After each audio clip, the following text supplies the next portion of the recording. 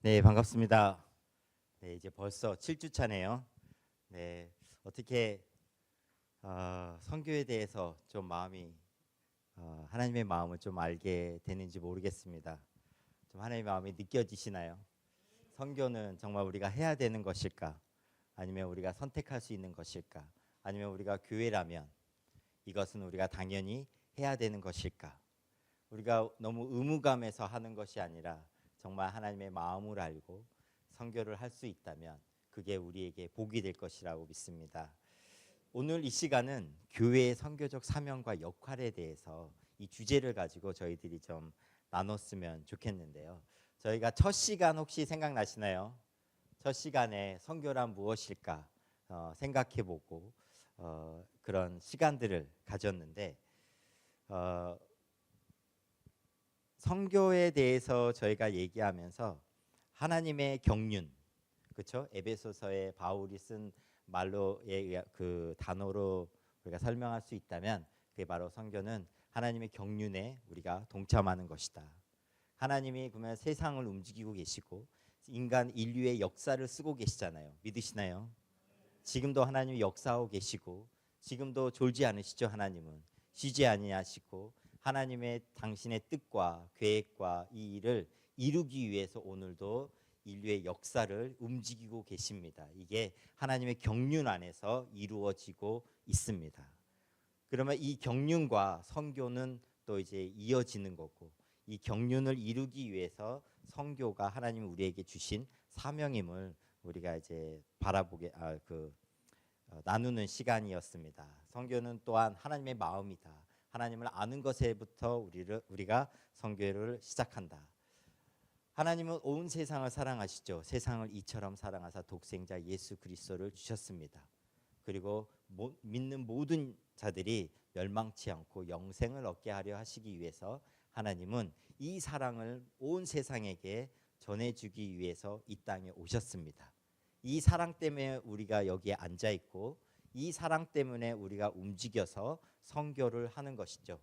또 예수님이 마지막으로 승천하시기 전에 명령하셨죠. 너희는 가서 모든 족속으로 제자를 삼아 아버지와 아들과 성령의 이름으로 세례를 주고 내가 너희에게 분부한 모든 것을 가르쳐 지키게 하라. 사람이 마지막에 하는 말은 가장 중요합니다. 정말 그에게 필요하고 남기고 싶어 하는 말, 그 말을 남기고 떠납니다. 예수님은 자신이 남겨놓은 제자들과 제자들 이후에 또 믿게 될 사람들을 보셨을까요? 보셨죠. 그래서 요한복음 17장에 보면 하나님이 예수님이 제자들을 위해서도 기도하지만 제자들을 통해서 믿게 될 사람들을 위해서도 기도하십니다.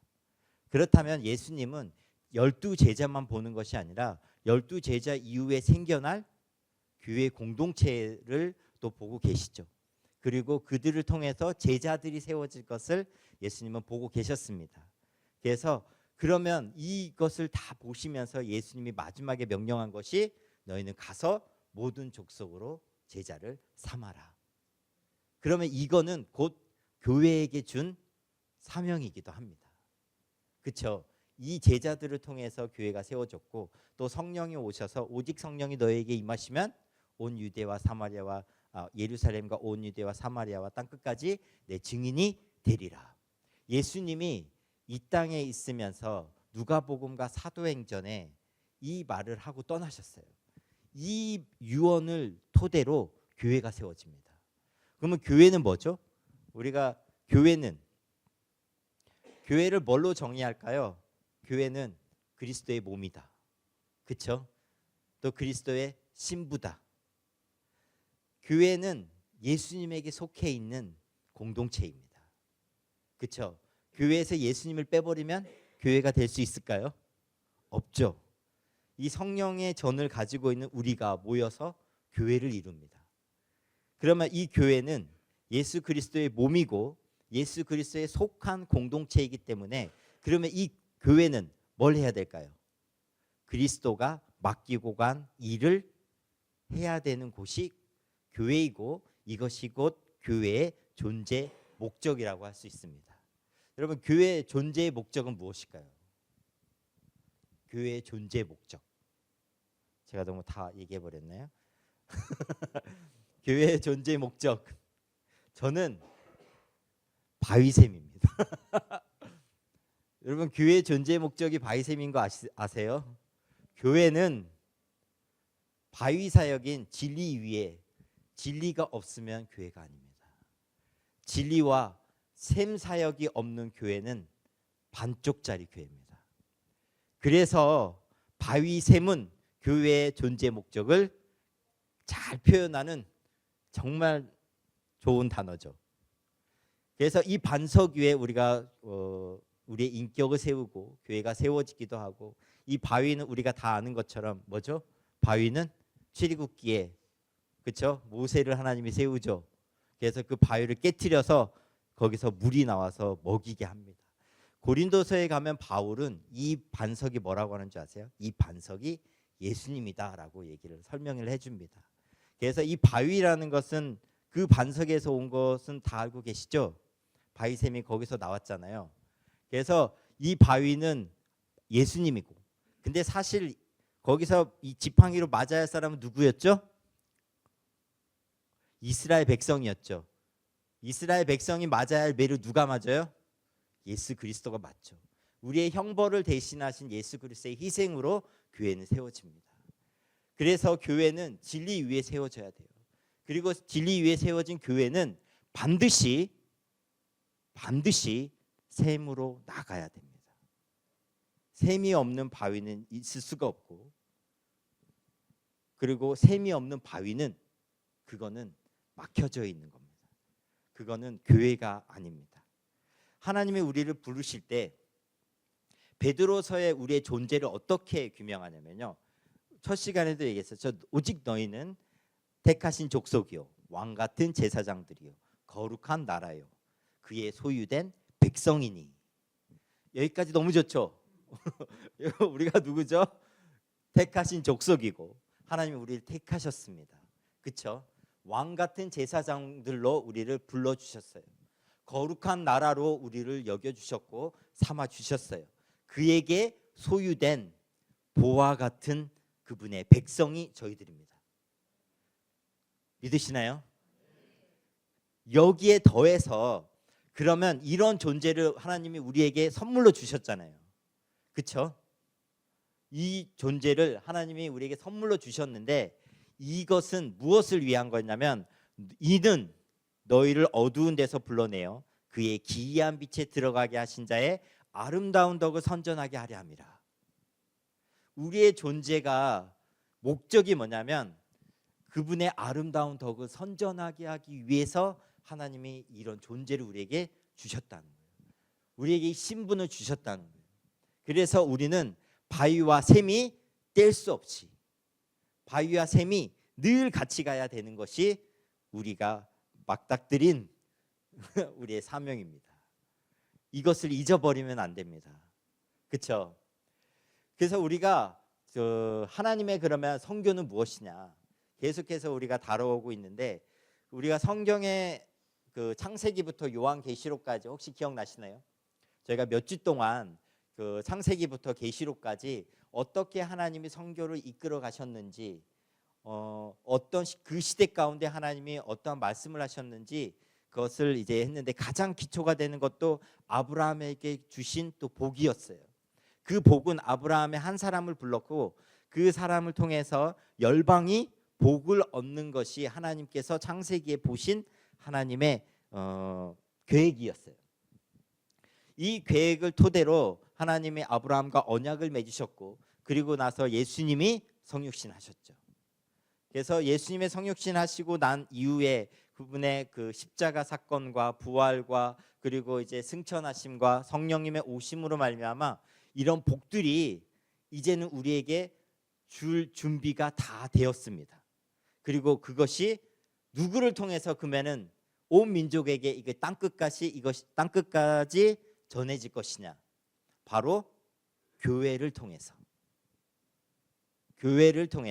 아브라함의 복이 열방 가운데 전해질 거고 이루어질 것입니다. 이 일을 누가 이루세요? 하나님이 이루신다고요. 이 일을 위해서 성경은 계속해서 달려왔고 지금 우리가 이 교회로서 서 있는 겁니다. 세상은 완성을 향해 나아가고 있죠. 그렇죠? 하나님 나라의 완성을 향해서 끊임없이 나아가고 있고 하나님 그 완성을 이루시기를 원하세요. 그러면 우리가 이 하나님 나라의 완성을 향해서 나아갈 때 교회가 이 일에 동참하며 이 일을 이루시는 도구로 하나님이 교회를 사용하신다는 겁니다. 단지 도구가 아니라 그분의 몸으로 우리가 사용되는 거죠. 너무 의미 있고, 그래서 교회가 선교를 하는 것이 아니라 교회가 선교를 위해 존재한다. 맞나요? 그렇죠? 교회가 뭐를 위해 존재해요? 선교를 위해 존재해요. 우리 성도 한 사람 한 사람이 교회에서 진리 위에 세워지는 거 중요한가요? 중요하죠. 그렇죠? 우리가 복음 위에 진리 위에 견고하게 서야 됩니다. 그래서 하나님의 그 백성이 누려야 되는 복들을 다 누립니다. 그리고 우리가 더 나아가서 누가 돼야 돼요? 그리스도의 제자가 돼야 되죠. 제자가 된 다음 이후에는 이 교회는 뭘 해야 돼요? 샘사역으로 선교하며 나아가야 됩니다. 여기까지 나아가지 않은 교회는 아직 건강하지가 않아요. 그래서 우리는 모든 교회는 복음과 선교가 함께 같이 가야 돼요. 이것이 빠져버리면 안 됩니다. 하나님은 이 자신의 일을 이루시기 위해서 자신의 몸을 이 세상에 남겨놓으셨고 교회를 통해서 이 일을 이루실 겁니다. 아멘. 네. 그러면 저희가 현대 선교를 요약해 봤는데 혹시 기억나시는 분 있으신가요? 네 사람, 세 시대, 그렇죠? 두 전환기. 기억나시나요? 예, 막 이제 기억나시죠? 네 명의 선교사들에 의해서 두 전환기를 맞았어요. 그리고 마지막에 전환기를 맞으면서 종족 선교에 대한 눈이 띄어졌습니다. 그리고 그 이후부터 20세기부터 지금까지 종족 선교에 대해서 생각을 하고 있고 선교가 그쪽으로 지금 가고 있습니다. 사실 그 각 시대마다 하나님의 세상을 움직이는 방법이 있고 그 시대마다 하나님이 쓰시는 것들이 있어요. 그리고 생각나게 하고 방향을 틀어주시고 전환을 맞게 하고 이런 것들이 다 하나님이 하시는 건데 이 시대 가운데 그러면 이제 선교적으로 우리가 해야 할 남은 과업은 무엇일까? 뭐라고 생각하세요? 이 시대에 바이샘 교회가 하나님의 남은 그 선교적인 과업을 어떤 것을 이루어야 된다고 생각하시나요? 이 시대에 남은 선교적 과업은 무엇이라고 생각하시나요? 혹시 생각나는 분 있으세요? 뭘 해야 될까요? 우리는 앞으로 남은 과업은 무엇일까요? 하나님의 나라를 위해서. 잠시 세상을 좀 보면 세상에 거의 뭐 80억 인구가 있다고 하죠. 그렇죠? 전 세계에 과연 지금도 복음을 듣지 못한 사람의 수는 몇 명일까요? 전체 인구의 몇 퍼센트일까요? 네, 몇 퍼센트가 아직 복음을 듣지 못하고 미전도 종족이라고 분류된 사람들일까요? 42%가 아직도 복음을 듣지 못한 미전도 종족으로 분류되고 있습니다. 그 종교별 인구 분포를 우리가 따져보면 기독교가 약 23억 8천만 명, 그 다음으로 따라오는 게 이슬람입니다. 그리고 되게 놀라운 거는 그 무교가 전체 인구의 16%가 돼요. 31%가 기독교, 24%가 이슬람교, 무교가 16%, 힌두교가 15%, 불교가 7%, 민속 종교가 5%, 기타 종교, 뭐 유대교 이런 전체 인구인데요. 그 중에 이슬람이 약 19억이 되고요. 무교가 11억이 됩니다. 요즘 무교가 되게 증가하고 있는 추세는 아시죠? 이제는 종교를 떠나서 하나님이 없는 삶을 이제 많이 따르고 있고요. 지금 미전도 종족의 현황을 따져보면 전체 인구의 42%, 약 32억 원이 32억 명이 원이라고 해서 죄송합니다. 32억 명이 세계 인구의 그 미전도 종족으로 분류하는데요. 미전도 종족의 그러면 어떤 종족을 미전도 종족이라고 하느냐? 그 인구의 2% 기독교 인구가 2% 미만이면 미전도 종족으로 분류합니다. 한국은 몇 퍼센트 정도가 되죠? 예전에 막 30%까지 갔다가 막 지금은 20% 쪽으로 내려오지 않았나요? 예, 많이 이제 좀 내려가고 있는 추세죠. 그래서 지금 약 전체 세계 인구의 32억 8천만 명이 지금은 미전도 종족으로 인구로 분류가 되었고요. 약 4,800 종족이 미전도 종족입니다. 우리가 할 일이 너무 많죠. 근데 재밌는 거는 14십창이라고 혹시 들어보셨나요? 예, 그래서 14십창이라고요. 지도를 이렇게 딱 보면 여기에 그 미전도 종족이에요. 이 14십창 안에 대부분이 미전도 종족입니다. 근데 여기를 대다수를 차지하고 있는 종교는 무엇이냐면 이슬람이 북아프리카, 중동 이쪽으로 중앙아시아까지 이슬람이 이제 차지하고 있고, 그리고 이제 불교, 힌두교, 그리고 무종교, 이게 이제 이쪽 이 전체 미전도 종족의 대부분이 이곳에 집중되어 있습니다.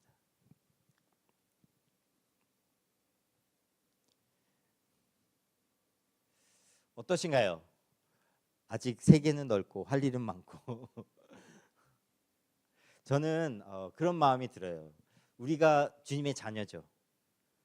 교회는 그리스도의 몸이고 교회에 모인 사람들은 하나님의 자녀들입니다. 하나님은 세상을 주관하고 계시고 세상을 통치하고 계세요.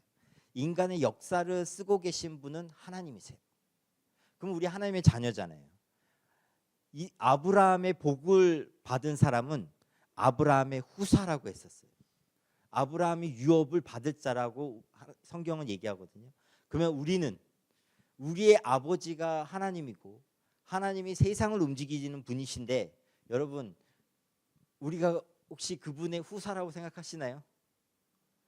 우리의 세상이 안양이면 안 되겠죠. 우리의 세상이 한국만 되면 안 되겠죠. 우리의 세상이 우리가 만약에 후사라면, 하나님의 후사라면 하나님이 생각하고 지금 계획하시고 이루고 계시고 있는 세계가 우리가 지금 움직여야 될 공간이죠. 그래서 그리스도인은 구하라 내가 열방을 내게 주리라. 사실 우리는요 열방을 품은 그리스도인이 돼야 됩니다. 하나님이 그렇게 보고 계시니까, 하나님이 또 그것을 향해서 나아가고 계시니까. 근데 우리가 하나님의 자녀인데, 그렇죠? 하나님의 자녀이기 때문에 우리가 정말 하나님의 꿈을 꾸었으면 좋겠어요.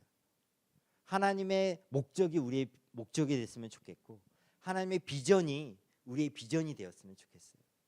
하나님은 우리를 정말 견고하고 하나님의 자녀로 견고하게 세워지기를 원합니다. 자녀로 세워지기를 원합니다. 제자로 세워지기를 원합니다. 그래서 그 다음에 우리가 나아가기를 또 원하죠.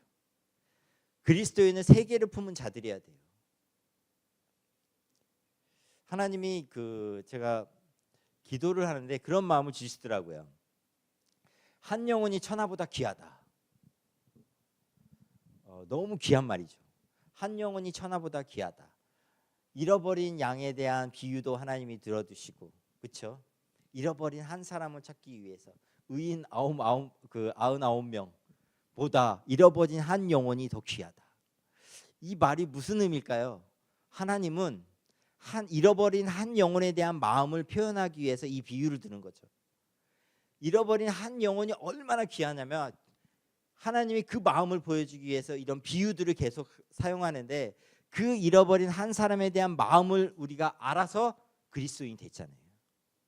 그거에 너무 감동돼서 감격스러워서 하나님이 그토록 찾으셨던 잃어버린 한 사람이 나였는데 하나님이 나를 찾아주셨고 나를 불러주셨고 자녀 삼아주셨고, 근데 그런 사람이 전체 인구의 42%라는 거예요. 여러분, 그러면 하나님의 마음이 어떠실까요? 32억 원이 죄송합니다. 하나님 32억 원 주실래나? 왜 그러시지? 32억 명이 아직도 하나님에게는 잃어버린 한 영혼이 그 정도로 많다는 거예요. 그럼 하나님의 마음이 어떠실까요? 정말 하나님이 이것 때문에 잠을 못 주무시고 계실까요? 하나님이 정말 쉬지 않고 일하시는 이유는 바로 이것 때문입니다. 그래서 지금 할 일이 너무 많아요. 교회는 이 일을 위해서 움직여야 돼요. 근데 지금 세계는 많이 변하고 있습니다. 세계 교회도 많이 변하고 있어요.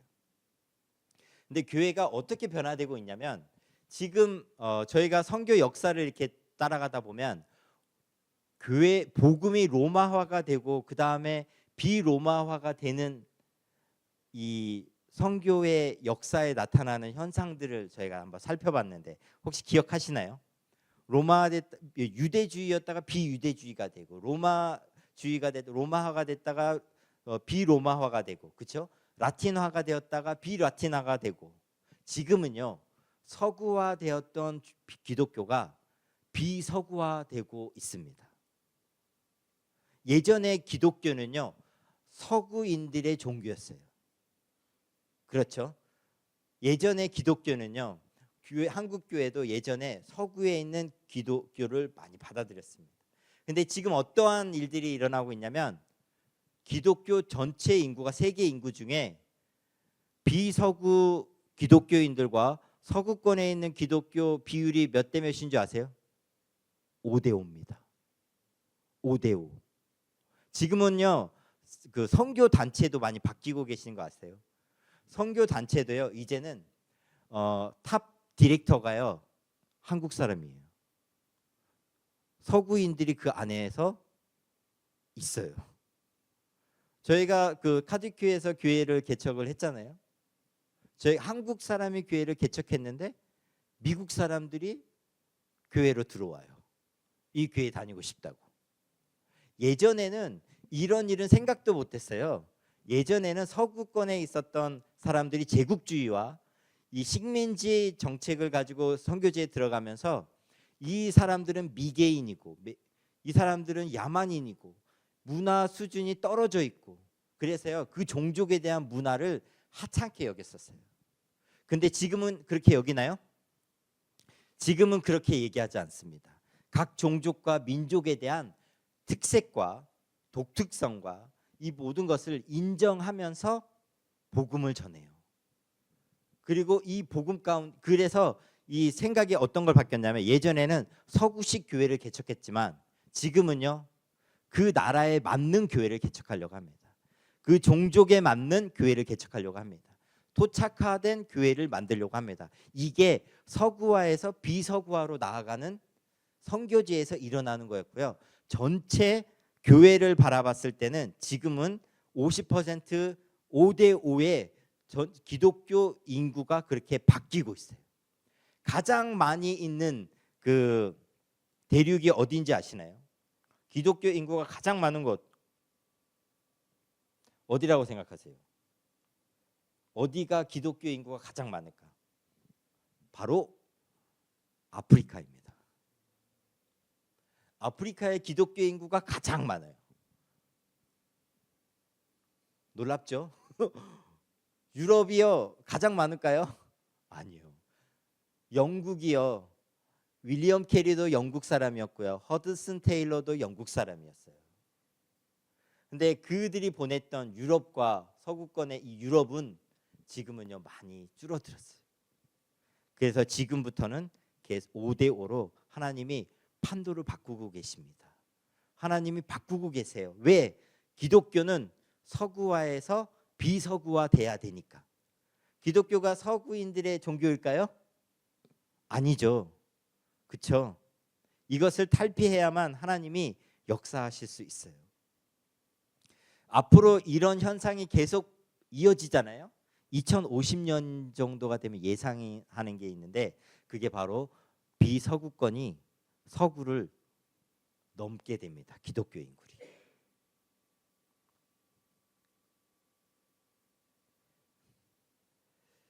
왜 그 선교 단체는요. 지금 그 예전부터 이미 20년 전부터요. 왜 선교 단체는 바뀌었어요. 거기에 그 탑 리더가 이제는 유럽 사람들에 의해서 선교 단체가 이루어지면 안 된다. 다른 나라 선교사들도 받아들여야 된다. 이제 그러면서 그 안에 선교사 이 민족별 선교사들도 다 바뀌고요. 국제적인 단체가 돼야 된다. 비서구권에 있는 선교사들도 들어와야 된다. 이번에 로잔 대회가 열렸었잖아요. 한국에서. 그때 이런 토의를 하잖아요. 토의를 하면 어떨 거라고 생각하세요? 이 전 세계에서 왔잖아요. 그러면 토의하면 어떤 사람이 참가할까요?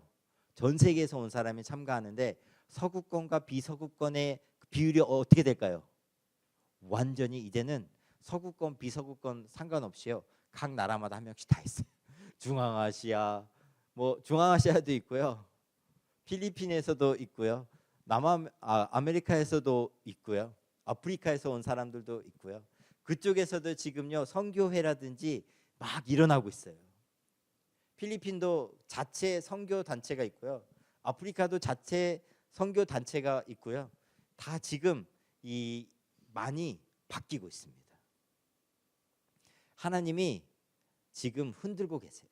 근데 유럽이 여러분 기독교 인구가 없다고 해서 거기에 역사하는 하나님이 남겨놓으신 남은 자들이 없을까요? 아니에요. 유럽도요 젊은이들이 선교를 나가고 있어요. 20대 청년들이요 나가고 있어요. 유럽에서요 청년 모임을 하잖아요. 몇천 명씩 모입니다. 청소년 캠프를 하잖아요. 몇천 명씩 모여요. 유럽이 뭐 교회가 죽었다 그렇지 않습니다. 물론 예전보다는 많이 줄었지만 거기서도 하나님이 여전히 지금도 역사하고 계시고 하고 계세요. 근데 하나님이 지금 이 시대 가운데 비서구권에 있는 기독교 인구도 일어나고 있고 한국 교회도 이 부흥이 일어나면서 이거에 합류해서 선교를 막 보냈었죠.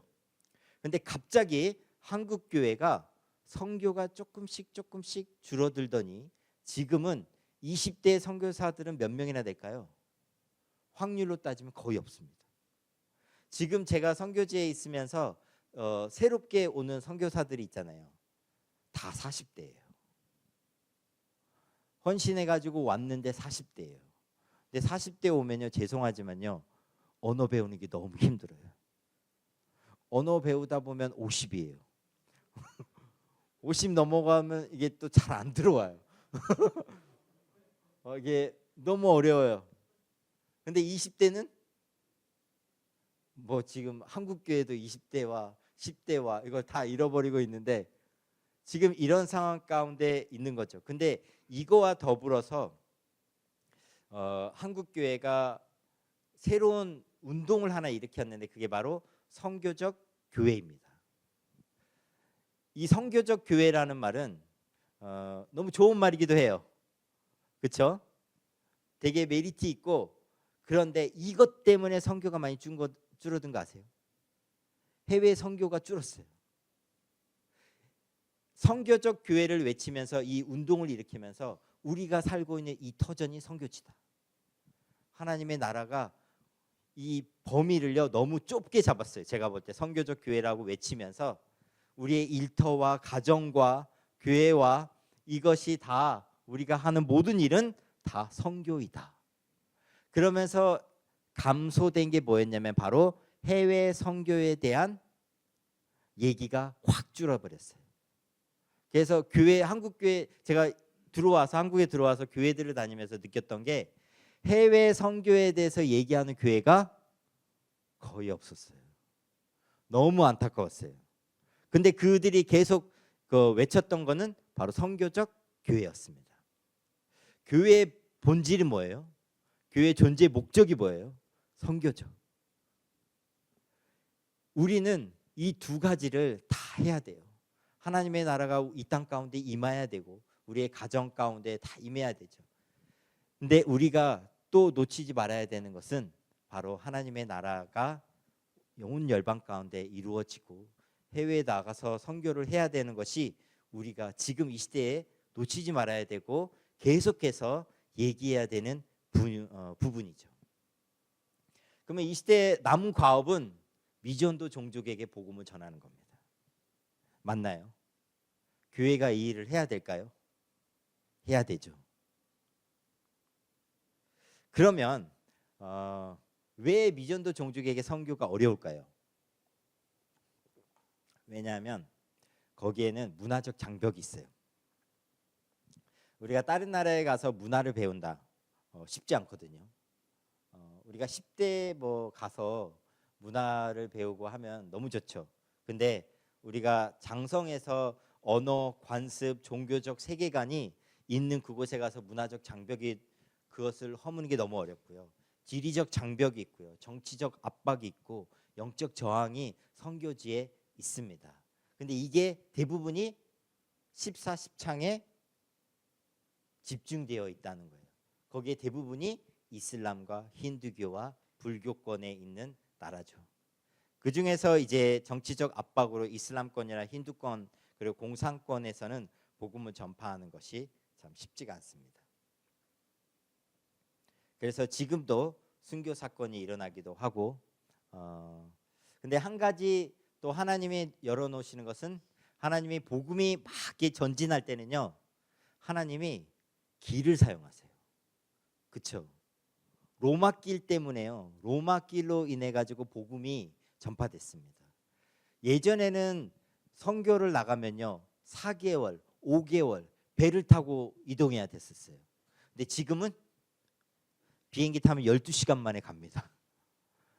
너무 하나님이 이런 하늘길도 열어주셨고 예전에는 바닷길로만 갔는데 지금은 하늘길도 열어주고 지금은 인터넷길도 열어주고 이 디지털길도 열어주면서 하나님이 지금 역사하고 일하시는 것들이요 정말 빨라지고 있습니다.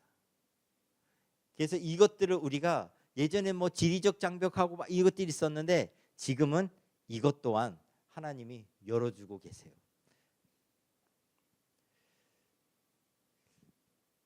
교회의 선교적 역할 뭐라고 생각하시나요? 교회의 선교적 역할은 무엇일까?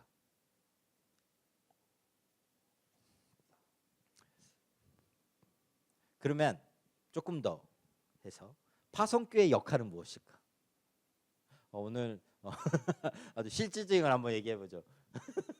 오늘 선교부하고 같이 식사하는데요. 너무 좋았습니다. 드디어 바이셈에도 선교부가 생기는구나. 함께 식사할 수 있는 선교부가 있구나.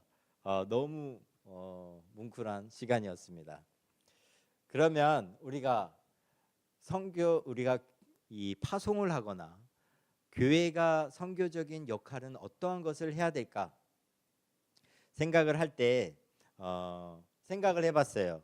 한 나라가 대사를 파견할 때 어떠한 것을 지원해 줄까? 우리가 하나님의 대사로 가잖아요. 그렇죠? 해외. 그러면 그들에게 지원해 주는 게 뭐죠? 집이죠. 주거 문제를 해결해 주죠. 생활비를 해결해 주죠. 그리고 또 뭐 지원해 줄까요? 뭐 거기에 필요한 외교 활동 예산들을 짜주고 공간을 지원해 주고 외교관으로서의 특권과 면제와 그 권한을 행할 수 있는 그런 이제 권한을 또 줍니다. 그리고 가족을 지원해 주고 함께 머물 수 있고 안전을 하게 이제 할 수 있는 게 한 대사를 파견할 때 지원해 주는 겁니다. 주재원을 한 회사가 주재원을 파견하면 어떤 걸 줄까요? 제가 한국에 터키에 있을 때 KCC에서 고려화학에서 제안이 들어왔어요. 일해보지 않겠냐고 인터뷰를 했거든요. 근데 저한테 준다는 게 뭔지 아세요? 만약에 내가 거기 직원이 되면 들어가게 되면 집을 준대요. 차량도 준대요. 교육비도 해결해 준대요. 자녀. 아, 혹하죠? 한 기업이 한 사람을 외국에 파견했을 때는요, 이게 가장 기본이 되는 그 프레임이라고 해야 되나요? 이걸 다 해줍니다. 뭐 주거, 이사비, 뭐 생활비 지원도 해주고, 그쵸? 차량은 뭐 다 해주고, 가족 지원, 교육비, 뭐 가족을 함께 거주하게 해주는 거, 그리고 건강 보험비를 또 해준다거나, 그리고 업무 행정을 지원해주거나. 근데 사실 이 일들이요, 어쩌면 파송교회가 해야 될 일이에요. 우리는 그 허드슨 테일러가 좋은 걸 하나 만들어놨는데, 페이스 미션을 만들어놨어요.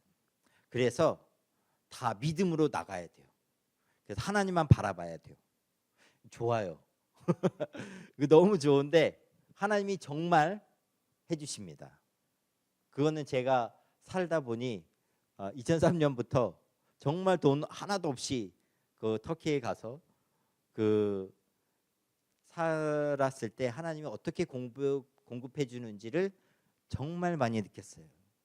저희 집에 전기가 끊겨가지고 아내가 청소하다 말고 전기가 이 청소기가 꺼져. 근데 문을 열었더니 복도에는 불이 켜져 있어요. 왜 그럴까? 아래 내려가 봤더니 그 전력공사에서 끊으러 그래서 아내가 끊으면 안 된다고, 애 있다고. 근데 이런 일들이 비일비재했겠죠. 뭐 전기 끊겨, 가스 끊겨, 물 끊겨, 뭐 전화 끊겨, 뭐 다 있었죠. 근데 하나님이 그럼에도 불구하고 우리를 굶긴 적이 있을까요? 없죠. 하나님이 정말 우리가 월세 안 밀리고 다 내고 굶지 않고 다 먹고, 하나님이 지금까지 입혀주시고, 이 일들을 하나님이 다 하고 계시죠. 그러면 이제 파송교회가 한 사람의 선교사를 파송할 때 그러면은 어떤 걸 해야 될까? 파송을 하겠죠. 그렇죠? 그리고 그 파송한 선교사에 대한 영적인 지원을 해줍니다. 그렇죠? 뭐가 필요할까요? 우리가 생각을 해보면, 그러면 영적인 지원도 필요하고 재정적인 지원도 필요하고, 그렇죠? 관계 소통이 필요하겠죠. 그렇죠? 사역적인 지원도 필요하고, 그리고 또 이제 본국에서의 돌봄이 또 필요하겠죠. 저는 그 한 교회가 선교사를 파송한다. 저희가 진리샘으로 터키에 갔거든요. 근데 갔을 때 어떤 마음으로 간지 아시나요? 저희는 파송 그 바위샘의 연장선에서 진리샘으로 터키에 갔다고 생각을 하고 간 겁니다. 여러분, 한 선교사를 파송했다는 거는요, 바위샘이 터키에도 이 영적인 이 긴밀함 속에서요, 거기까지 교회가 확장이 되는 거예요. 이거 엄청난 일이거든요, 사실. 우리의 지경을 넓힐 때요, 우리가 어떤 사람을 다른 나라에 파송하고 그 했을 때는요, 마야가 온 빵을 부풀게 하는 것처럼요, 이 하나님의 나라가 바위샘에서 터키까지 확장이 되는 놀라운 역사가 있는 거예요. 이 은혜를 알아야 돼요. 사실 파송교회는, 바위샘은 저에게 그런 교회였고요. 그리고 바위샘도 저희들이 그렇게 또 파송해 주었고, 그래서 너무 감사한 거죠.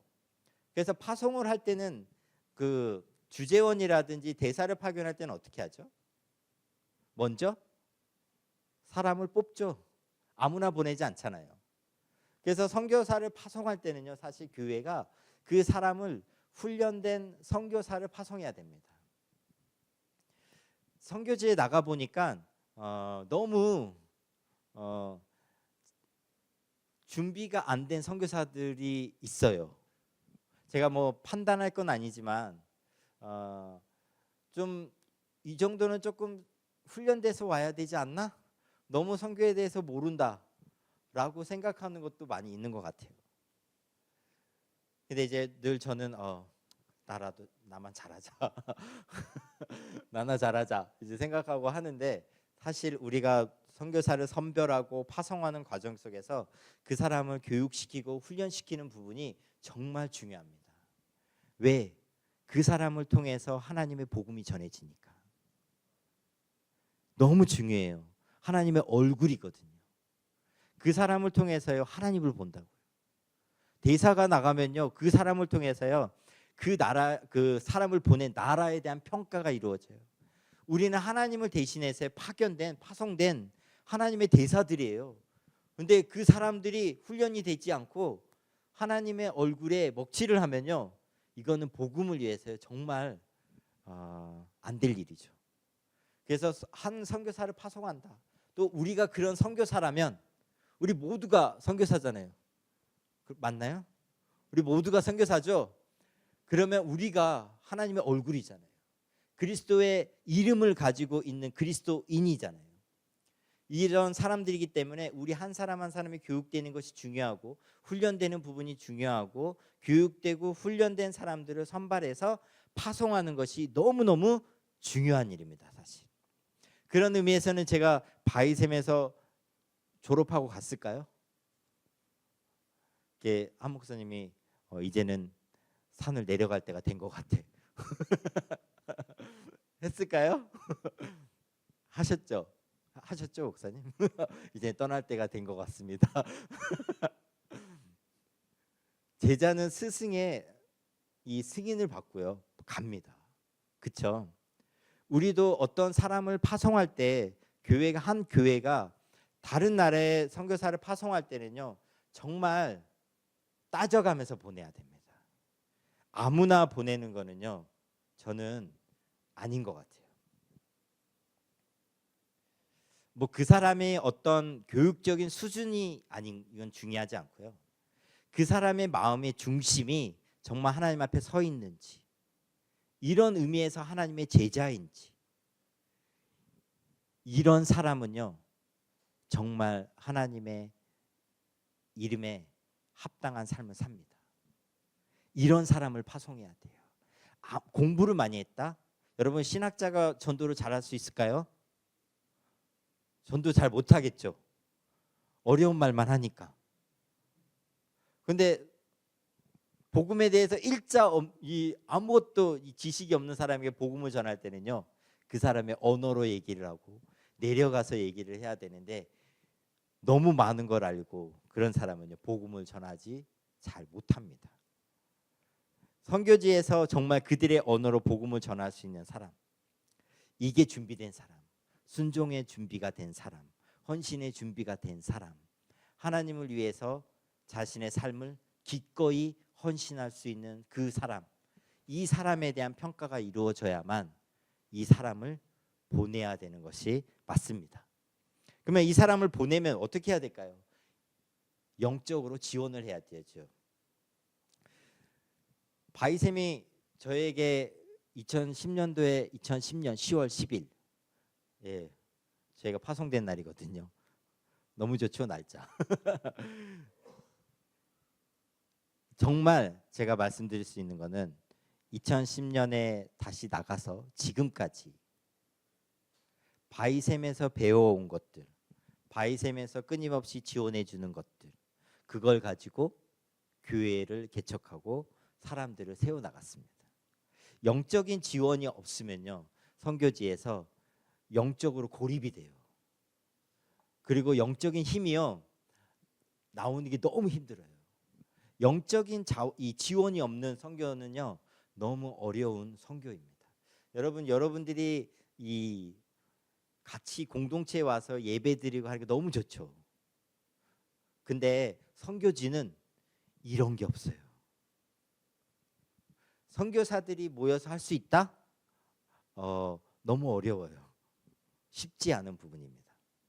그러면 선교사는 다 각계 전투로 하나님 앞에서 어떤지 해결을 해야 돼요. 그 해결하고 나와야 되는데 혼자 힘으로 1년, 2년, 3년, 4년, 5년, 10년, 20년 계속하면 어떻게 될까요? 쉽지 않아요. 쉽지 않아요. 그래서 선교사에게 끊임없이 지원돼야 될 것이 영적으로 지원을 해줘야 되는 거예요. 그러면 선교적으로 우리가 교회가 해야 될 역할들이 있는데요. 첫 번째로는 영적인 지원과 돌봄이 필요합니다. 그렇죠? 바이샘은 너무 감사하게 저희들에게 너무 잘해 주셨어요.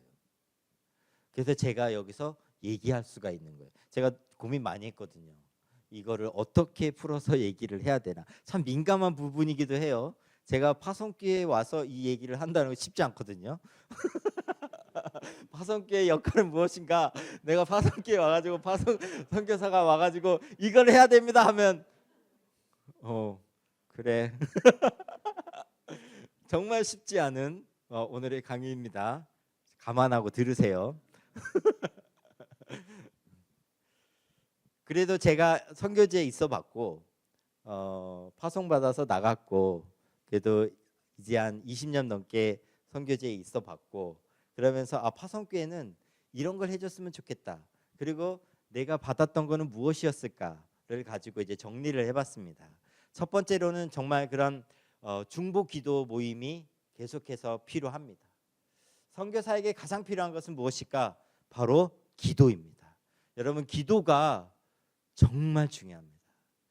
제가 아프간에 아는 형제가 한 명 있어요. 나이는 저보다 어리지만 정말 하나님만 믿고 거기서 선교하는 형제가 있습니다. 그 나라 사람이고요.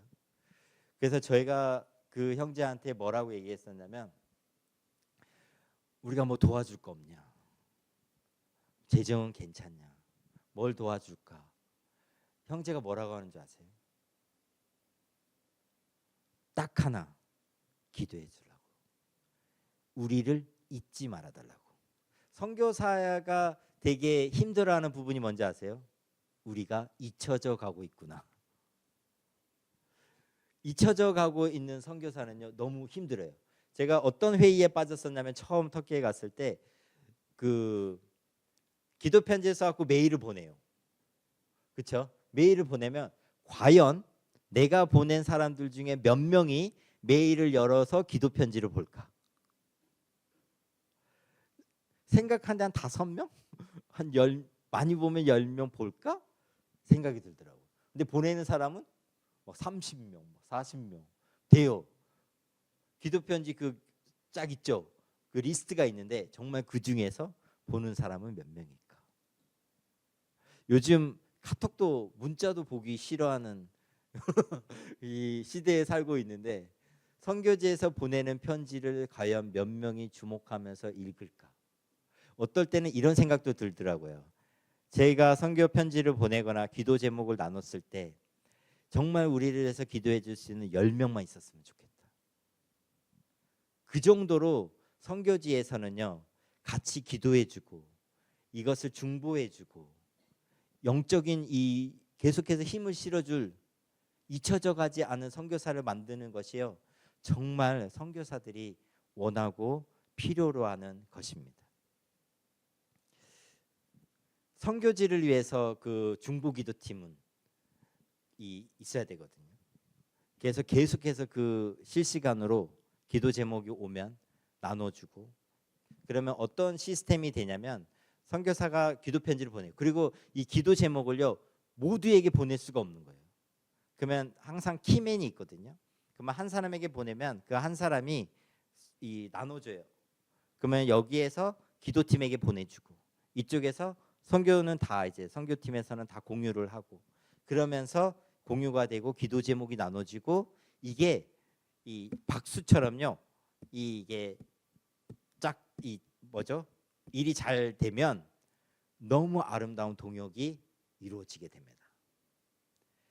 가장 선교사들이 필요하고 그리고 중요한 것이 바로 이 중보기도죠. 기도가 연결이 돼서 하는 선교는 외롭지 않습니다. 그리고 하나님이 역사하심을 함께 볼 수 있어요. 그리고 영적 멘토링과 리트릿이 필요해요. 지금까지 저희가 있으면서 사역적으로 흔들리고 어려워하고 이런 부분들이 있었을까요? 있었겠죠. 그렇죠? 근데 그 시간 동안 바이샘이 해줬을까요? 저희들에게 해줬죠. 그래서 저희가 지금까지 올 수 있었고, 어떠한 부분에서 걱정이 생기고 고민이 생기고 어떻게 방향을 정해야 될지 모를 때 또 이제 조언해 주시고 함께 이제 교회 저희도 이제 선교를 해 나왔던 거죠. 그래서 이것이 없으면요, 너무 이 선교사는 너무 힘들어요. 그래서 기도 후원이 계속해서 이루어 나가야 되고, 그리고 선교사에게 또 필요한 것은 격려가 필요합니다. 또 선교사도 사람이에요.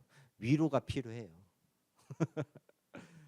그래서 이 선교사에게 참 위로는 그거 같아요. 영적인 고립감과 외로움이에요. 이 싸움을 잘해야 되거든요, 선교사는. 근데 이것에 실패하면 우울증에 걸려요. 그리고 이것 때문에요, 정신질환 때문에 걸리는 선교사도 있다. 그래서 우울증으로 다시 본국으로 돌아오는 선교사님들도 있습니다. 대부분의 선교사님들이 선교 그 기간을 마치지 못하고 들어오는 요인 중에 대부분이 이런 요인들이 많이 있어요. 이것들이 해결되지 않으면, 우리가 영적인 일을 하는 사람들이잖아요. 선교사들은 사실 복음을 전하는 사람들이고, 물론 우리가 육을 가지고 있기 때문에 육적인 일들도 선교지에서 합니다. 하지만 첫 번째로는 우리가 주님에 의해서 성령으로 충만하지 않으면요, 이게 정말 쉽지 않은 싸움을 하고 있구나라는 것은 알고 계셨으면 좋겠어요. 여러분들이 한 달 동안 혼자 선교지에서 살아보면 영적으로 힘들겠구나. 교회도 한번 안 가보고 그냥 집에서 그냥 계속, 그렇게 하라는 말이 아니고요. 해보면 홀로 하나님 앞에 있는 것이 참 힘들구나 알게 될 겁니다. 그래서 이런 부분들에 있어서 선교사들은 돌봄이 필요합니다. 감사한 거는 예전에는 그냥 보내면은 연락이 닿을 길이 없는 거죠. 편지 한 통 보내면 몇 개월 후에 돌아오고, 하지만 지금은 그렇지 않잖아요. 정말 좋은 시대에 살고 있습니다. 소통이 필요한 시대, 소통이 되어지는 시대에 살고 있습니다. 두 번째로는 재정과 후원의 재정적 후원과 지원이 필요합니다. 주거생활비, 사역비, 교육비, 의료비, 이게 다 선교사들이 선교지에 있으면서 필요한 재정들이에요. 이게 우리나라의 가장 기본이 되는, 한 가족이 살려면요 있어야 돼요. 집이 있어야 되겠죠. 그렇죠? 사역비가 있어야 되고, 생활비가 필요하고, 교육비가 필요하고, 의료비가 필요하고, 이 모든 것들을 파송교회가 감당하기는 쉽지 않습니다. 그렇죠? 그래서 이것을 감당하지 너무 어려우니까 지금은 어떻게 하고 있냐면요. 그리고 한 가지 더 추가해서 말씀드리면, 예전에는 파송교회가 이러한 것들을 다 제공했습니다. 지원을 했어요. 이렇게 되니까 어떤 문제가 생겼냐면, 파송교회가 후원을 끊어버리잖아요. 그러면 그 사람은 어떻게 해요? 아무런 없잖아요. 대책이 없잖아요. 그래서 선교사님들이 어떻게 하게 되냐면, 파송교회와 협력교회들이 세워지게 되었습니다. 그리고 한 파송교회에서 전액을, 이것에 필요한 모든 액수를 충당하지 않는 것을 선호하게 됐어요. 이게 신뢰의 관계성 속에서 파송교회와 파송받은 선교사가 나가서 하잖아요. 이게 관계가 신뢰 속에서 계속 나가면요 너무 좋은 그림이에요. 근데 이게 어떠한 요인이 작용될 수 있는 거는 너무 많은 수가 있잖아요. 그런 그 와중에 선교사님들이 이러한 부분들이 끊기게 되면 아주 어려운 난감한 상황들이 일어나게 되는 거죠. 선교사도 하나님 바라보면서 나아가는 거고요. 파송교회도 이것들을 생각하면서 선교사를 파송해야 되는 겁니다. 제가 터키에 나가서 처음에 나가서 주거 생활비가 있었어요. 제가 결혼하고 결혼하면 축의금 받잖아요. 그게 저희들의 초기 정착금이었어요. 그래서 그거 가지고 나갔죠. 나갔는데 제가 아내 말을 안 들어서 그 사기를 2번 당하는 바람에 이 주거 생활비가 다 날라갔어요. 그래서 제가 지금 아내 말을 잘 듣습니다. 뭐 그래서 예. 그래서 이제 아는 선교사님이 돈도 주고 그래, 신혼여행이라도 좀 갔다 와라. 일주일 동안 집도 없이 거실에서만 계속 자니까. 그래서 뭐 이렇게도 생활해보고 그래서 잘 압니다. 선교사가 이런 선교사 대책 없는 선교사에 대해서 하나님만 바라보고 나아가는 선교사님들에 대해서 하나님이 책임져 주세요. 여러분 하나님이 정말 위대하신 게요. 정말 타이밍이 기가 막히게 하나님이 또 공급해 주세요. 이제 아직도 생각나는 게요. 저희는 그 당시에는 인터넷 뱅킹이 안 됐어요. 처음 나갔을 때 제가 체크카드를 들고 터키에 나가서 돈이 없잖아요. 그러면 어떻게 한 줄 아세요?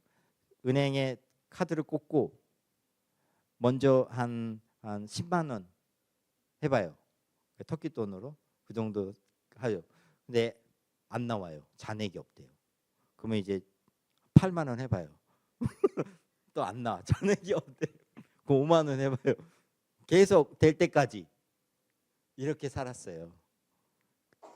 그 당시에는 은행에 잔고가 얼마 있다 모르고 살았을 때, 뭐 있으면 있는 대로 뽑고, 뭐 살고, 뭐 없으면 없는 대로 뭐 빵 먹고, 빵 하나 먹으면 되지. 이렇게 살아왔는데 하나님이 정말 기가 막힌 타이밍을 통해서 많이 공급해 주셨죠. 그래서 하나님이 사실 주거비도, 생활비도, 사역비도, 교육비도, 의료비도 다 주십니다. 뭐 우리가 의료비를 안 쓰기 위해서 병원 안 가는 것도 있어요. 저희 세일이 저희 아내 병원 3번 가고 출산했어요.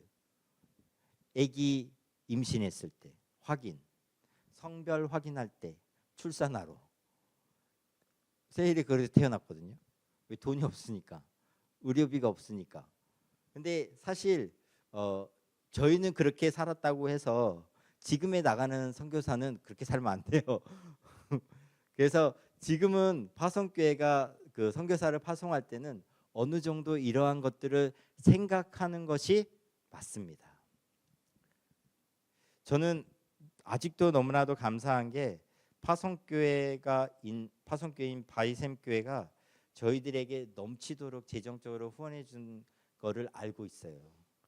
그 초창기 개척하고 1년 후에 저희를 파송했기 때문에 교회가 헌신하면서 저희를 후원하고 했던 것에 대해서요 너무 감사하고, 이런 파송교회가 없죠. 저의 마음에 정말 이 은혜를 입은 교회이기도 합니다. 이런 교회는요 찾지 못해요. 너무 어려운, 정말 그런 마음으로 해줬고 마음이 담겨져 있는 재정들을 많이 저희들이 경험했고 그렇게 살았습니다. 그래서 영적인 지원도 필요하지만 물질적이고 실질적인 지원들이 필요한 것도 맞습니다. 저희가 교육비에 대해서, 교육비도 필요한데 교육비, 저희가 홈스쿨을 한 이유가 뭔지 아세요? 결정적인 이유가 사실 학비가 없으니까. 근데 결과적으로는 하나님이 그것도 사용하셨구나. 지금은 홈스쿨을 너무 좋아합니다. 저희 자녀들은 어떻게 생각할지 모르겠지만 그래도 나름 만족하며 그 홈스쿨을 하고 있는데, 하나님이 그런 와중에서도 채워주시는 것들도 저희들이 경험을 합니다. 그래서 이런 부분들을 제 이후에 다른 선교사를 만약에 바이샘 교회가 파송을 한다, 그럴 때는 이런 부분들도 함께 생각하고 함께 고민해 주는 것도 되게 중요한 것 같아요.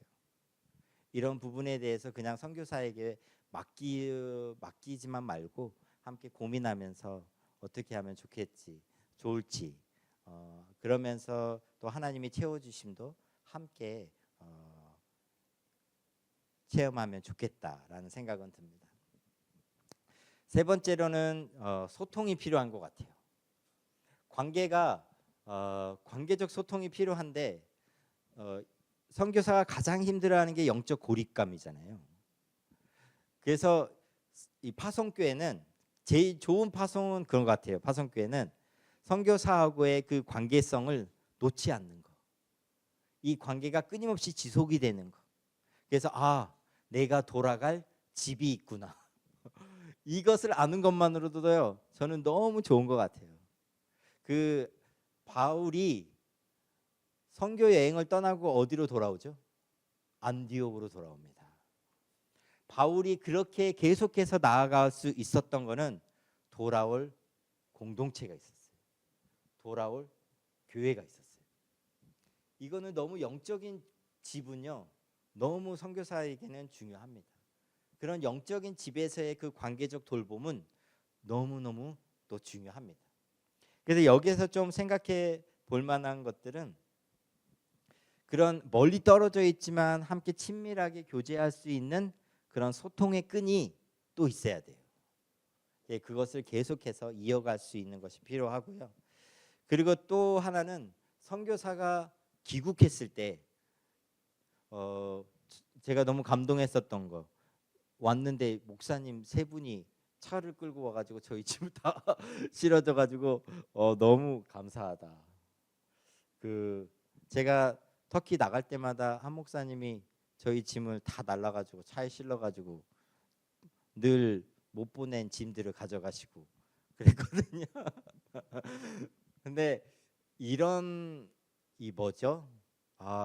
어느 선교사님이 생각이 나는 게 귀국을 했는데 아무도 자기를 반겨주는 사람이 없는 거예요. 근데 되게 힘들어했다는 마음이 있는데 저를 생각해 보니까요. 오랜만에 한국에 들어왔는데 누군가가 이 공항에 나온다는 게요. 이게 우리가 가족이 오면 공항에 나가죠. 그런 마음이면 좋겠다라는 생각이 좀 들어요. 그래서 오고 가고 하는 부분들 이런 것들이 다 사랑의 표현이고 격려고 위로가 되는 거거든요.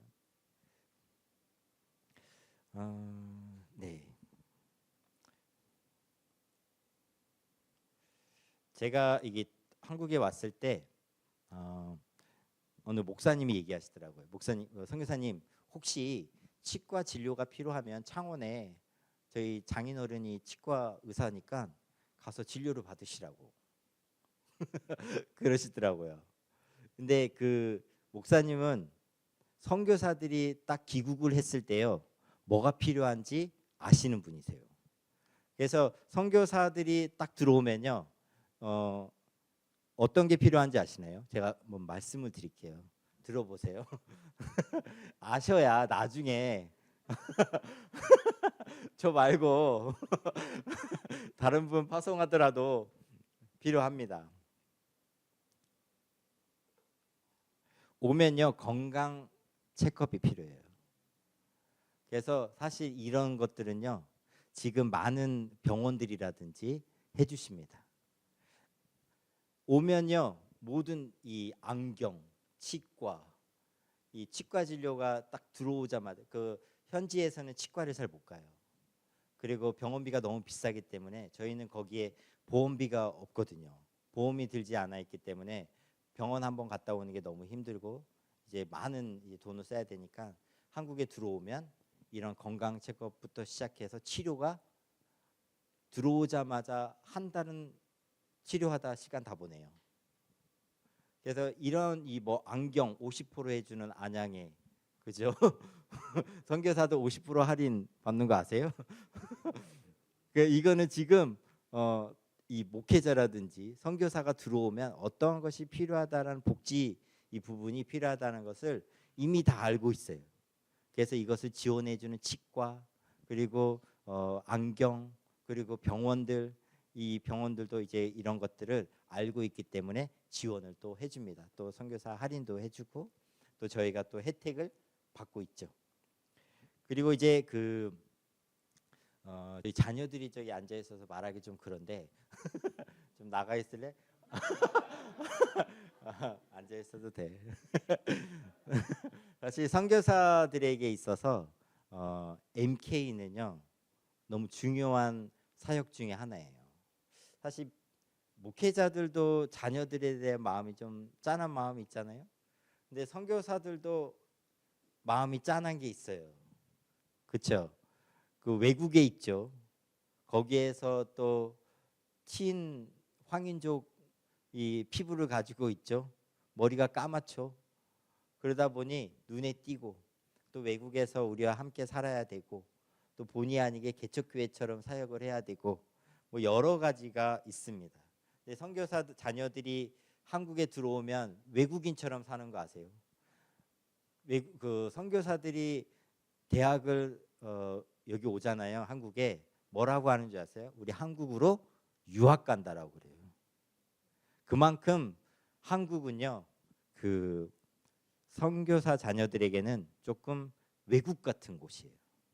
그래서 선교사들이 문화 충격을 받아요. 자녀들이 혹시 아시나요? 정말 큰 충격을 받습니다. 전혀 한국 사회를 모르거든요. 한국 사회를 모르고 한국 문화를 모르기 때문에 한국 그 학교에서 받는 그 문화 충격과 유학 온 것 같이 똑같은 경험을 MK들이 합니다. MK들이 한국에 너무 잘 적응했다? 그러면 얘가 타락했구나. 맨날 술 마시러 가는구나. 적응을 못한다? 그래도 거룩하게 살려고 하는구나. 이게 지금 MK들에 대한 평가입니다. 선교사 자녀들은 참 쉽지 않은 삶을 살고 있어요. 감사하게도 저희 큰애 같은 경우에는 하나님이 계속 장학금을 주세요. 그래서 장학재단에 연결시켜 주시고 그래서 계속해서 하나님이 공급해 주심을 경험하고 있어요. 선교사들이 이 자녀들이 현지에 있는 자녀들 그리고 나와 있는 자녀들 이러한 부분들이 너무 한국 교회가요 알고 있는 사람들이 있어요. 그래서 섬기는 사람들도 있습니다. 오늘 저희 거제 있잖아요. 거기에 박스 하나가 왔어요. 어린이날 축하 박스가 왔어요. 선물이 와요.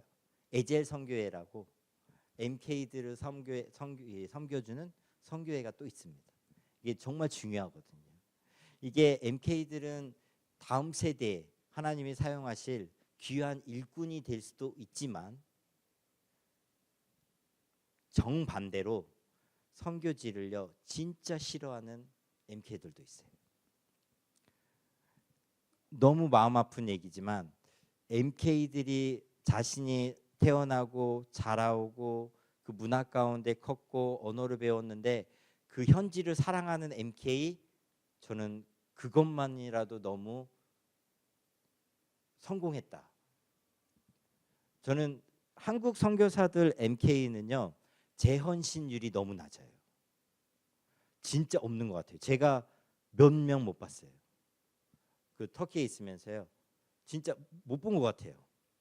외국인들은요 재헌신에서 선교지에서 사역하는 선교사 자녀들이 있을까요? 있습니다. 너무 잘해요. 근데 제가 보면 여름이 되잖아요. 그러면 MK들 모임이 있어요. 그러면은 그 선교사들의 자녀들을 그쪽에 보내요. 그래서 거기에서 캠프도 참석하게도 하고 MK들에 대한 이 관심과 이 케어를 해주시죠. 그게 아직 한국 선교가 나아가야 될 일이기도 합니다. MK에 대한 관심이 너무 없어요. 필요를 너무 몰라요. 그래서 이 부분에 대해서 어떻게 섬겨야 될지 잘 모릅니다. 그래서 이 부분에 대해서 조금 필요를 아는 사람들은 MK 전문 사역자들도 생겨나고 있어요. 외국 사역자들 보면요 좀 부러웠던 게요. 한 가정이 왔어요. 자녀가 2명이에요. 어려요. 근데 그 지원해줬던 단체가 교회가 어떤 걸 해줬냐면요. 이 2 자녀를 위해서요 한 사람을 파송해요. MK 2명을 위해서. 그만큼 중요하다는 거예요. 그런 중요성도 알고 그렇게 이제 교회 그 선교사들 MK들을 돌보고 지원해 준다는 것도 있습니다. 마지막으로 그 선교사에게 할 수 있는 마지막은 사역적 지원이에요. 선교사가 가서 계속 예배만 드리면 안 되겠죠. 혼자 가서 혼자 예배 드리고 주님과의 관계는 너무 좋은데 막 사역이 그래도 하나님이 복음 전하러 갔는데 사역적인 것도 이루어져야 되죠. 그래서 여기서부터 같이 교회와 연합해서 사역을 해 나가야 됩니다. 여기에 한 부분이 무엇이냐면 단기 선교예요. 장기 선교고. 그래서 교회에서 끊임없이 사람들을 보내서 교회에 기도하게 하고 그곳에 있는 사역들을 돕고 그리고 필요한 인력들을 보내줘야 돼요. 이것을 위해서는요, 교회가 전략적으로 종족을 입양하든지 전략적으로 한 나라를 선정하든지. 그러니까 저는 한 교회가 많은 선교사를 지원하는 것보다 집중적으로 선교사를 지원하는 게 더 효과적이라고 생각을 합니다. 그래야 그 교회가 타겟이 정해져 있고 그 전략적인 타겟을 통해서 하나님이 보여주시고 일하시는 것들을요 조금 더 정확하게 선명하게 볼 수가 있고 협력하는 것이 더 쉬워지기도 합니다. 그래서 이 각 교회마다요 전략적으로 나라를 선택하거나 정해서 그곳에 계속 사람들을 보내고 단기 선교팀을 보내고 그곳의 필요를 보게 하고 이제 그런 것들이 계속해서 일어나야죠. 선교사는요 계속해서 지속적인 교육을 받아야 됩니다. 그렇죠? 지속적인 교육이 없으면요 선교사가 고갈이 돼요. 계속 퍼주기만 하고 자기가 채워짐이 없으면요 거기서부터 오는 고갈함이 있고 사역을 할 수가 없습니다. 그래서 효과적인 선교를 하려면 선교사가 계속해서 지속적인 교육을 위해서 자기 개발을 할 수 있도록 도와줘야 됩니다. 이제 이것을 위해서 뭐 세미나라든지 교육이라든지 받을 수 있도록 지원해 주는 것도 아주 좋은 선교사에게 그리고 선교를 위해서 좋은 하나입니다. 그리고 또 하나는 인력을 이제 지원을 해야 되고요. 그래서 이것을 통해서 선교적으로 함께 전략을 짜고 그 방향으로 함께 나아가면 선교사가 보는 방향을요 교회가요 같이 보면 같이 그 일을 이루는 거죠. 이 그림이요 너무너무 중요합니다. 마지막으로 본국에서의 또 돌봄이 필요합니다. 저희가 지금 돌봄이 많이 필요한 안식년 기간에 있죠. 저희가 예전에 받았던 후원금보다 안식년 들어와서 후원금이 늘었어요. 근데 제가 이거를 저희 단체장한테 얘기를 했었어요. 선교단체장한테. 뭐라고 한 줄 아세요? 이런 얘기는 처음 들어본다. 보통 안식년에 들어오잖아요. 후원이 끊겨요. 후원이 끊겨서 이제는 정말 하나님 바라보며 살아야 되는 상황이 되고 교회가 안식년을 하는 선교사님에 대한 인식이 그렇게 좋지 않아요. 선교사는 마치 나가서 계속해서 선교지에서 선교를 해야 되는 사람. 이 본국에 들어오면 왠지 짐이 되고 그리고 짐같이 여겨지고 부담 주는 사람으로만 여겨지죠. 그래서 선교사들 사실요 선교사님들이 들어와서 성도님들에게 먼저 뭐 이렇게 얘기를 하거나 이거 잘 못해요. 왜 그런지 아세요? 연락을 하면 부담스러울까봐, 부담스럽게 다가올까봐. 선교사님들은 딱 들어오면요 교제하고 싶어요. 만났던 사람들 같이 차라도 마시고 싶고 밥 안 먹어도 돼요. 같이 만져 차 한잔 하고 싶고 교제하고 싶고 이런 걸 하고 싶은데 왠지 선교사가 한 발 다가가면 부담스러워. 부담스럽네. 선교사들이 사실 그래서 잘 못 다가갑니다. 이게 현실이에요. 교회와 선교사들이 이 상황이 너무 참 슬픈 일이죠. 근데 정말 이런 관계성이 잘 되어 있으면 선교사가 들어와도 내가 올 집이 있구나. 와서 예배드릴 곳이 있구나. 함께 나눌 수 있는 곳이 있구나. 이것만으로도요 정말 영적인 위로가 되고 격려가 됩니다. 저희들이 바이샘에 오면 그런 격려와 위로를 받고 가죠. 저희가 터키에 있으면서 박스를 하나 받았어요. 크리스마스 때였어요. 집사님이 저희들에게 크리스마스 박스를 하나 보내주셨어요. 우리 김은경 집사님, 정은경 집사님 아니죠, 이은경 집사님 죄송합니다. 우리 이은경 집사님 가정이 저희들에게 오래됐죠. 저희 세일이 기쁨이 어렸을 때 크리스마스 박스를 보내주셨어요. 그래서 우리가 선교제에 있으면 이 박스 뜯어보는 재미가 너무 좋거든요. 과연 뭐가 있을까? 한국 음식 과자도 먹어보고 너무 의미 있는 시간이죠. 근데 이게 작은 거지만요, 기억되고 있구나. 우리가 이런 게 위로가 되는 거거든요.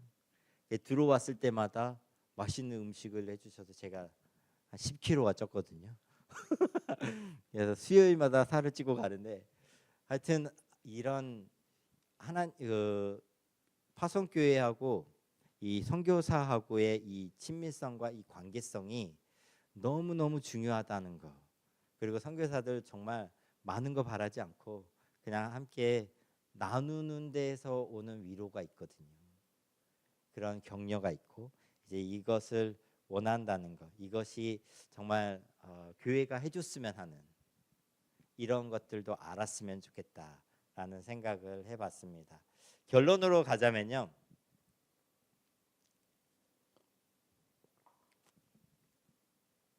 하나님의 선교는 지금도 계속되고 있습니다. 그게 교회를 통해서, 우리를 통해서 하나님이 역사하고 계세요. 제가 기도하는데 하나님이 그런 마음 주시더라고요. 터키 땅 가운데 교회 하나가 세워진다는 것이 하나님에게는 어떠한 의미일까? 크리스찬 인구가요 0.0001%가 되는 나라에서 교회 하나가 세워진다는 게 하나님에게는 어떤 의미일까? 하나님이 정말 귀하게 역사를 해주셔서 교회가 세워지고 제가 지금 여기에 있을 수 있다는 게요 너무나도 감격스러운 거예요. 선교지에서 사실 저희가 2016년 17년부터 장소를 이 렌트해서 교회를 개척했잖아요. 누가 그런 말을 하더라고요. 터키에서 7년 만에 교회가 세워지고 사람들이 이렇게 세워지는 거를 자기는 못 봤다 그러는 거예요. 그분이 터키 선교를 몇 년 한 줄 아세요? 30년 가까이 했어요. 정말 하나님의 특별한 은혜가 있었다. 하나님이 특별하게 사용하신 것 같다. 그래서 저를 위로해 주려고 이제 그러니 너가 아무것도 안 한 거 아니다. 정말 하나님이 귀하게 사용했으니까 잘 알고 있어라. 하나님이 알고 계신다. 근데 제가 기도하는데 하나님이 그런 마음 주시더라고요. 정말 이 땅 가운데, 터키 땅 가운데 그리스도인의 인구가 이렇게도 없는 땅 가운데 교회 하나가 세워지고 이것을 통해서 하나님의 복음이 되어 가고 있는 것을 하나님이 이루셨다는 것. 이게 너무 감사한 일이었구나. 너무 몰랐지만 하나님이 하셨구나. 그래서 하나님은 정말 지금도 온 세상에, 온 열방에, 온 민족에, 그리고 온 종족 가운데 하나님의 교회가 세워지기를 원하고, 이것이 지금 바이샘 교회와 하나님을 따르는 이 교회를 통해서 일을 이루신다는 겁니다. 하나님의 사랑은요 오늘 온 민족을 향해서 끊임없이 변함없이 하나님은 나아가고 있고 그들에게 다가서려고 하고 있죠. 전하는 자가 없으면 듣는 자도 없습니다. 듣는 자가 없으면 믿음도 없습니다. 그래서 우리가 전해야 되고, 교회가 이 사명을 받았고, 교회가 이 정체성으로서 하나님이 부르셨습니다. 우리가 입을 닫아버리면요 세상은 복음을 듣지 못합니다. 그래서 하나님이 우리의 입을 열게 해주셔야 되고, 우리가 가야 되고, 전쟁에서 승리한 사람이 막 뛰어오죠. 뭘 전하려고? 복음을 전하려고. 그만큼 기쁜 소식을 우리가 전하고 있고, 이 사명을 교회가 감당해야 되고 모든 성도는 선교사이다. 맞나요? 모든 성도는, 모든 그리스도인은 한 명의 선교사로 살아가야 된다. 그게 전방에 있든 그게 현장에 있든 여기에 있든 같은 마음으로 선교를 하면요, 저는 같이 선교한다고 생각합니다. 근데 같은 마음을 공유하지 않고 후원을 하고 후원을 받고 도움을 받고 이런 관계는요, 그렇게 같이 하는 선교는 아닌 것 같아요. 그래서 우리가 하나님의 선교를 그렇게 같이 이뤄 나갔으면 좋겠고요. 이런 말을 했어요. 조지 엘돈 레드라는 사람이 현대 문명의 궁극적 의미와 인간 역사의 운명을 위해서라면 여러분과 내가 유엔보다 더 중요하다. 영혼의 관점에서 본다면 군대의 진격이나 세계 자본의 활약보다 교회의 선교가 더 중요하다. 이 선교가 완수될 때 인간 역사를 위한 하나님의 목적이 완수되기 때문이다. 복음은요, 힘이 있습니다. 복음에는 능력이 있습니다. 복음은 우리를 영생을 얻게 합니다.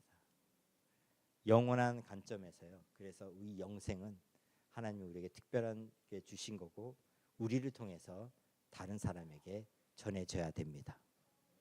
이 일을 위해서 하나님이 우리를 불러주셨고 교회를 부르셨습니다.